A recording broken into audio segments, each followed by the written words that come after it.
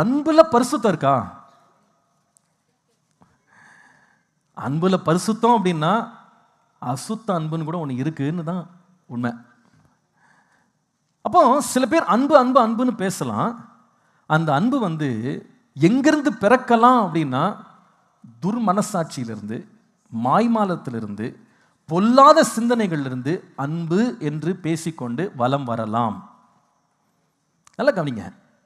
ஒரு விஷ புட்டியை எடுத்துக்கிட்டு உள்ள விஷம் ஃபுல்லாக இருக்கும்போது வெளியில் வந்து அன்பின் விருந்து அப்படின்னு ஒரு ஸ்டிக்கர் ஒட்டிட்டாப்புல உள்ள இருக்கிற விஷம்லாம் ஜூஸ் ஆயிடாது இல்லையா? தெளிந்த தண்ணீர் மாதிரி இருக்கிற ஒரு ஆசிட் பாட்டில் எடுத்து மினரல் வாட்டர்னு வெளியே ஸ்டிக்கர் ஒட்டின உடனே உள்ள இருக்கிறது மினரல் வாட்டரா மாறாது. பார்வையில் ஒரு விதமாய் தெரிகிற எல்லாமே ஒன்று அல்ல அப்படின்றத மறந்துடக்கூடாது. இந்த உலகம் வந்து அன்பு அன்பு அன்பு அன்புன்னு பறைசாற்றுறது, பேசுறது, பிரபலப்படுத்துற எல்லாமே உண்மையான அன்பு கிடையாது.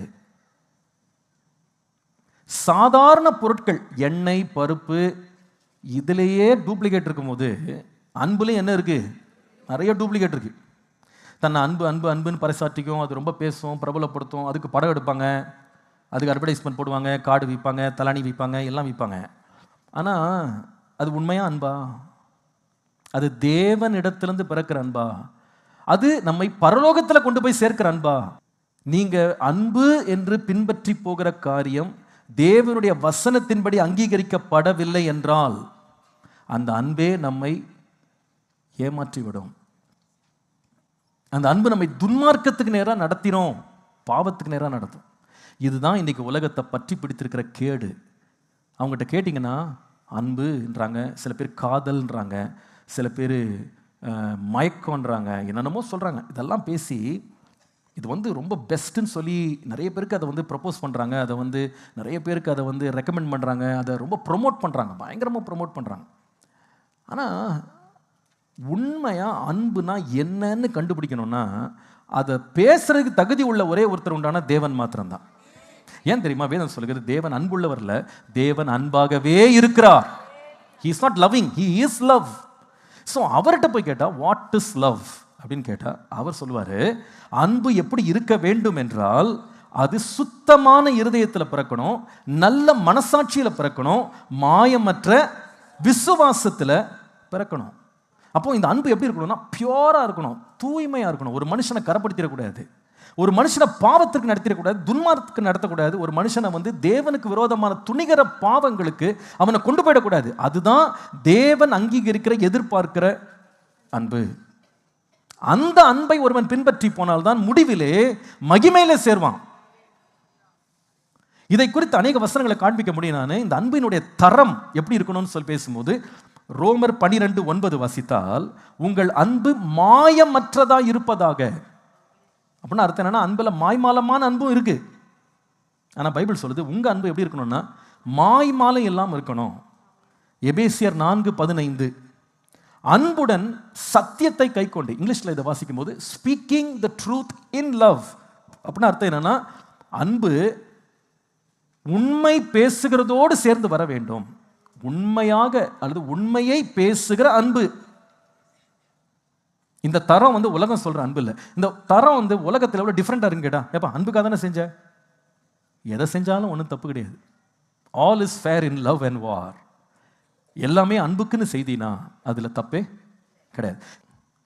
இன்னைக்கு நம்ம வாழ்ற உலகம் நம்மளுக்கு எப்படி அன்பை டிஃபைன் பண்ணுதுன்னா, அன்பு மட்டும் இருதயத்தில் இருந்தால் போதும், அந்த அன்புக்காக நீ எந்த லெவலுக்கு வேணால் போகலாம், எதை வேணாலும் செய்யலாம், தப்பே கிடையாது. இன்னைக்கு வாலிபர்களுக்குள்ள ஒரு செய்தி எல்லா இடத்துலையும் பரவிட்டு வருது. If you really love somebody you don't have to have boundaries. உண்மையா ஒருத்தரை உள்ள பேச வேணாம் சொல்ல, உண்மையா வந்து நீங்க ஒருத்தரை நேசிச்சிட்டீங்க அப்படின்னா நீங்க வந்து எந்த எல்லையுமே தேவையில்லை. எந்த எல்லையுமே அந்த வரம்புன்றது உங்களுக்கு பொருந்தாது. நீங்க எந்த லெவலுக்கு வேணா போகலாம். ஸோ அவங்க ரிலேஷன்ஷிப், ரெண்டு பேர் அன்புன்னு சொல்லிட்டு ஒருத்தருக்கு ஒருத்தர் உறவு வைத்திருக்கிறது வந்து எல்லை கட்டுப்பாடுனே அவசியம் கிடையாது. You can do anything, but if you have love it becomes okay. அதனால இப்போ எங்கிட்ட கவுன்சிலிங் சில பிள்ளைங்க வருவாங்க, அவங்க கேட்பாங்க, அங்கிள் நான் வந்து இந்த எல்லையை தாண்டி போயிட்டேன், இந்த தப்பு நான் பண்ணிட்டேன் uncle, but I love him so much. I don't think it is wrong. இது தப்பு இல்லைன்னு நினைக்கிறேன் அங்கிள் அப்படின்னு சொல்லுவாங்க. அப்போ அவங்க எந்த பின்னணியிலேருந்து வர்றாங்க அப்படின்னு கேட்டால், அன்புன்ற வார்த்தையை நீ பிடிச்சிக்கிட்டு நீ என்ன செஞ்சாலும் அது என்னவாகாது, தப்பாகாது.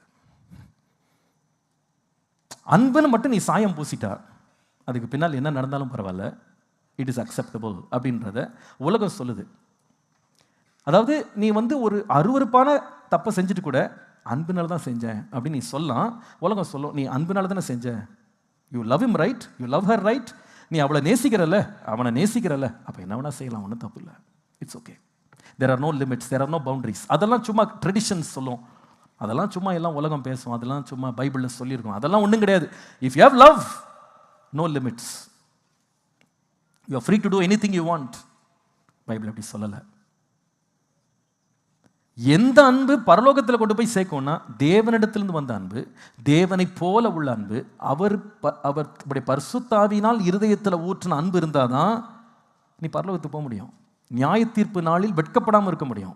ஆனால் அந்த அன்பு எப்படி இருக்கணும்னா பரிசுத்தமாக இருக்கணும், தூய்மையாக இருக்கணும். அந்த வசனங்களை பாருங்க இன்னொரு முறை தயவுசெய்து கொஞ்சம் பொறுமையாக வாசிங்களேன். 1 தீமோத்தேயு 1:5, எங்கிருந்து பிறக்கிற அன்பு? சுத்தமான இருதயம். சொல்லுங்க சத்தமா, என்ன இருதயம்? சுத்தமான இருதயம். 2வது நல்ல மனசாட்சி. 3வது மாயமற்ற விசுவாசம். மாயமாலம் இருக்கக்கூடாது. அப்போ நம்ம அன்பு அன்பு அன்புன்னு பேசுறதுல இது 3மே டிக் பண்ண முடியுமான்னு பாருங்க. நம்ம அன்புக்காக நிறைய செய்கிறோம், அந்த அன்பு இதில் டிக் ஆகுமா? சுத்தமான இருதயத்திலிருந்து வந்துச்சா அது? அல்லது நல்ல மனசாட்சியிலிருந்து வந்துச்சா? சுத்தமான மனசாட்சியோட வாழ்றேனா? 3வது மாய்மாலம் இல்லாமல் வாழ்றேனா? இது நம்முடைய அன்புல இந்த கேரக்டரிஸ்டிக் இல்லைன்னா இட்ஸ் நாட் அ காட்லி லவ். அதுக்கு பைபிள் கொடுக்குற ஒரு விளக்கம் என்னன்னு கேட்டால், இது அன்பு இல்லை, ஆனால் பைபிள் அது கொடுக்குற வார்த்தையை நான் உங்களுக்கு சொல்கிறேன். அன்புன்னு சொல்லலை இதை. 2 தீமோத்தேயு 3:6 முதல் 7 வசனங்களை கவனிங்களேன். அதில் 6ஆம் வசனம் முக்கியமான தமிழில், பாவங்களால் நிறைந்து பற்பல இச்சைகளால் இழுப்புண்டு எப்பொழுது கற்றாலும் ஒருபோதும் சத்தியத்தை அறிந்து உணராதவர்களாக இருக்கிற பெண் பிள்ளைகளுடைய வீடுகளில் இப்படிப்பட்டவர்கள் நுழைந்து அவர்களை வசப்படுத்திக் கொள்கிறார்கள். See, there's a difference between love and desire. Please don't mix both. அன்புன்றது வேற, ஆசைன்றது வேற. நீங்க நிறைய பிள்ளைங்க இதை மிக்ஸ் பண்ணிட்டீங்க. நீங்க you're just thinking both are the same. Both are not the same. இப்போ ஒரு பிள்ளை ஒரு வயசுக்கு வருது, ஒரு பையன் அடாலசன்ஸ்க்கு வர்றான் அப்படின்னா அவனுக்குள்ள ஆசைகள் எழுப்புவது என்பது இயற்கை. இப்போ அவன் அதே பிள்ளையோட தான் 6th ஸ்டாண்டர்ட் வரைக்கும் படித்தான், எல்லாம் நல்லா விளையாடிக்கிட்டு தான் இருந்தாங்க. ஆனால் அதே பிள்ளை 8th ஸ்டாண்டர்டில் பார்க்கும்போது அவனுக்கு என்ன வந்துடுதுன்னா, அவன் சொல்கிறான் லவ் வருதுன்றான். லவ் இல்லைப்பா, அது என்னது தெரியுமா? அது ஆசைப்பா, அதை மறந்துடாது. இது உனக்கு மட்டும் இல்லை, நீ அந்த பிள்ளையை ஆசைப்படுறேன்னு நினச்சிக்கிடாத. உன்ன மாதிரி 10 பேர் ஆசைப்பட்டுக்கிட்டு இருக்கான், லைனில் நிற்கிறான் உன் பின்னால். சில பேர் உனக்கே முந்திக்கிட்டு போயிட்டா, நீ தெரியாமல் உட்காந்துருக்க. நீ நினச்சிட்டு இருக்க உனக்கு மட்டும்தான் தெய்வீக காதல் கிளம்பிடுச்சு, உனக்கு இல்லை. 10 பேர் இதை மாதிரி தான் சுற்றிக்கிட்டு இருக்கான், எல்லாருமே அந்த பொண்ணுக்கு லெட்டர் கொடுத்துட்டு இருக்கான். அதனால் நீ நினச்சிக்கிடாத அன்புல பொங்கிட்டு இருக்கிறேன்னு. இதுக்கும் அன்புக்கும் சம்மந்தமே இல்லை. இது என்னன்னா desire, it's just a lust. அந்த வயசு வரும்போது உனக்குள்ள ஒரு ஹார்மோன் வேலை செய்யுது. அந்த ஹார்மோன் என்ன பண்ணுதுன்னா, உனக்குள்ள சேஞ்சஸ் வரும்போது அது என்ன பண்ணுதுன்னா, ஒரு ஆணையும் பெண்ணையும் ஒருவருக்கு ஒருவர் கவர்ச்சிகரமான பொருளை பார்க்க வைக்குது. அதே பிள்ளைங்க 2 பேரும் உட்காந்து விளையாண்டது பிள்ளைங்க இப்போ ஒருத்தரை பார்த்து ஒருத்தருக்கு கவர்ச்சி வருது. இதை நீங்க அன்புன்னு நீங்க இன்டர்பிரேட் பண்ணீங்கன்னா it's wrong. Love is not lost, lust is not love. If you try to build your life with desire, you will walk to disaster. Desire பின்னால நீங்க போனீங்கன்னா நீங்க சூடுபடாம வர மாட்டீங்க, தப்பு பண்ணாம திரும்ப மாட்டீங்க. அது உங்களை எங்க நடத்தும்னா குற்றத்துக்கு நடத்தும். அது என்ன பண்ணும்னா எல்லா லாஸ் அண்ட் ரெகுலேஷன்ஸை டோட்டலா பிரேக் பண்ணும். அது எல்லாத்தையுமே ஓகேன்னு சொல்லும். இதெல்லாம் தப்பு கிடையாது. It will keep on making you escalate from one level to another. ஒரு லெவல்ல இருந்து அடுத்த லெவலுக்கு வரையறையே இல்லாம பவுண்டரி இல்லாம உங்களை அப்படியே கடந்து போக வைக்கும். என்னன்னு கேட்டா டிசையர். அது ரொம்ப டேஞ்சரஸ். அது ஆனா இந்த டிசையருடைய பியூட்டி என்னன்னு கேட்டா, the desire is not permanent. Bible சொல்லுது அன்பு ஒரு காலம் ஒழியாதுன்னு, ஆனால் டிசைர் வந்து ஒழிஞ்சிடும். அது எப்படின்னா, இப்போ ஹை ஸ்கூல் க்ரஷ்ன்னு சொல்லுவாங்க. ஹை ஸ்கூல் க்ரஷ்ன்றது என்னென்னா, இந்த 8வது 9வது 10வது இப்போல்லாம் கொஞ்சம் ஏர்லியாகவே வருது. நிறைய பார்த்து நிறைய பிள்ளைங்கள்லாம் பழகிருந்ததுனால கொஞ்சம் சீக்கிரமாக வந்துடுது. என்னன்னா பார்த்தா, அப்பா கட்டினா இவனை தான் கட்டணும் அப்படின்னு ஏங்கிட்டே அந்த பிள்ளைங்க உட்காந்துருக்கும். ஸ்கூலில் இங்கே மேத்ஸ் கணக்கு போட்டால் கூட அந்த கணக்கே கணக்கு தெரியாது. இதுங்க கணக்கெல்லாம் வேறு மாதிரி கணக்கில் போயிட்டுருக்கோம். அவன் எங்கே போகிறான், அவன் எழுந்தா அப்படியே பார்வை அப்படியே போவோம். டேய் இங்கே பாருடா அப்படின்னு டீச்சர் சொல்லணும். உன்னையே நான் பார்க்கணும், இங்கே ஒன்றை நான் பார்க்கணும். அது எவ்வளோ அழகாக இருக்குது இந்த பொண்ணு, இளமையாக இருக்குது. இது என்னென்னா 8th ஸ்டாண்டர்ட். 9th ஸ்டாண்டர்டில் இன்னொரு பொண்ணு வருது. இதை விட இந்த பொண்ணு அழகாக இருக்கே. அப்போ 12th இன்னொரு பொண்ணு வரும். அதை பார்த்தோன்னே இவர் சுத்தமாக தலை சுற்றிடுவார். இவர் அதுக்கு லெட்டர் கொடுப்பாரு, ரோஜாப்பு கொடுப்பாரு. அந்த என்னது அது என்ன சொன்னேன், அந்த நாள் என்ன வேலண்டைன்ஸ் டேல பயங்கர பிஸியாக இருப்பார். அப்பாட்ட வந்து காசை திருடிக்கிட்டு போய் தரணி வாங்கி கொடுக்கறது, அப்புறமா ஹார்ட் வாங்கி கொடுக்கறது, சாக்லேட் வாங்கி கொடுக்கறது. இதுக்குன்னு தனியாக மார்க்கெட்டிங் ஏஜென்சி வேறு இருக்குது. அது வந்து டெய்ரி மில்கில் அப்படியே ஒழுகிற மாதிரி ஒரு டெய்ரி மில்க், என்னம்மா அது பேர், பார்த்தீங்களா கண்டுபிடிச்சி வச்சுருக்கேன், சில்காக வாங்கி கொண்டு போய் கொடுக்கறது. இதெல்லாம் என்னன்னு கேட்டால், இந்த 12வது வகுப்பில் அப்படியே தீவிரமாக வெறியாக போவான். அப்பாவே விரோதிச்சிருவான், அம்மா விரோதிச்சிருவான். அப்பா கஷ்டப்பட்டு சேர்த்து வச்ச காசை எடுத்துகிட்டு போயிட்டு தயசாக எடுத்துகிட்டு போயிட்டு, ஐயோ அந்த பொண்ணுக்கு வாங்கி பேக்கில் மறைச்சி அதில் மறைச்சி வழியில் பார்த்து கொடுத்தா தான் அவருக்கு அப்போ தான் ஆத்மா சாந்தி அடையும். என்னமோ லைஃப்பில் சாதிச்சோன்ற மாதிரி ஒரு ஃபீலிங்கில். ஆனால் இந்த லெட்டர்லாம் கொடுத்த ஆள் காலேஜுக்குள்ளே போன உடனே தெரியாதனமாக அதுகிட்ட போய் பூவை கொடுத்தோமே, இந்த பூ ரொம்ப நல்லா இருக்கு அப்படின்னு. இப்போ இது என்னன்னு கேட்டால் ஆசை. இந்த ஆசை எதனால வருதுன்னு கேட்டால், இது மாம்சத்திலிருந்து வருது. கண்ணில் பார்க்கும்போது அந்த பிள்ளைங்களை அந்த பையனை பார்க்கும்போது ஒரு ஆசை. அதே மாதிரி பெண்கள் மட்டும் சாதாரணமான ஆள் நினைக்காதீங்க, அவங்களுக்கு இதே தான். அந்த பையன் ஒரு ஜீன்ஸை போட்டு வந்தா, அப்பா என்ன அழகாக இருக்குது ஜீன்ஸு. அவன் புதுசாக ஒரு சட்டை போட்டு வந்தா போதும், அப்பா என்ன அழகாக இருக்குது, கலர் ஸ்டைலாக இருக்கான். அவன் முடி வெட்டுறதுக்கு அதை முடிய பார்க்குறதுக்கு ஒரு கூட்டம் இருக்கும். அவன் பைக்கை ஸ்டார்ட் பண்ண அந்த பைக் ஸ்டார்ட் பண்ணுறது அப்படியே கற்பனை பண்ணிக்கிட்டு அப்படியே ஒரு உலகத்தில் வாழ்வாங்க. இது என்னன்னா ஆசை. இந்த ஆசையில் மயங்கினவங்க அவங்க நினச்சிக்கிறாங்க நான் அன்பாக இருக்கிறேன். No no no, this has nothing to do with love. Bible சொல்கிறது போல் அந்த அன்பில் என்ன இருக்காதுன்னா, சுத்தமான இருதயமும் இருக்காது, அதில் நல் மனசாட்சி இருக்காது, மாய்மாலம் இல்லாத ஒரு இருதயமும் இருக்காது. இது என்னன்னா நம்மளை எல்லாத்துக்கும் இதுக்கு ஆப்போசிட்டாக நம்மளை கொண்டு போகும். இருதயத்தை பயங்கரமாக கரைப்படுத்திடும். பொல்லாத எண்ணங்களை நமக்குள்ளே கொண்டு வரும், அசுத்தமான எண்ணங்களை நமக்குள்ளே கொண்டு வரும். இது நம்முடைய மனசாட்சியவே கெடுத்து போட்டுரும். இது வந்து நம்மளை மாய்மாலக்காரனாக மாற்றும். ஏன்னா இது ஒரு ஆசை. இந்த ஆசை வந்து ஒருவனை நடத்துச்சு அப்படின்னா அவனை எல்லா விதமான பாவத்துக்கும் துர்க்குணத்துக்கும் நேரம் அவனை வெறித்தனமாக தள்ளும். அதை செஞ்சிரு, அதை அடைஞ்சிரு, அதை முடிச்சிரு, அதை ருசி பார்த்துருன்னு சொல்லி அவனை தள்ளும். ஆனால் முடிவில் எல்லாம் முடித்த பிறகு மனசாட்சியில் வாதிக்கப்பட்டு குற்ற மனசாட்சி உள்ளவனா, ஐயோ தெரியாமல் நான் இதை பண்ணிட்டேனே, தெரியாமல் லெட்டரை கொடுத்துட்டேனே, தெரியாமல் ப்ரப்போஸ் பண்ணிட்டேனே, தெரியாமல் டெக்ஸ்ட் பண்ணிட்டேனே, தெரியாமல் என் ஃபோட்டோவை ஷேர் பண்ணிட்டேனே. எப்போ ஃபீலிங் வரும் தெரியுமா? அந்த ரியலைசேஷன் எப்போ வரும்னா after the act. After the act அதை செய்து முடித்த பிறகு மனசெல்லாம் பட்ட பட்ட பட்ட பட்ட பட்ட பட்ட பட்ட பட்டன்னு அடிக்கும். அப்போ அப்பாட்ட பார்த்தா அங்கே ஒரு வேஷம், அம்மாட்ட ஒரு வேஷம், வீட்டில் ஒரு வேஷம், ஸ்கூலில் ஒரு வேஷம், டீச்சருக்கு முன்னாடி ஒரு வேஷம்.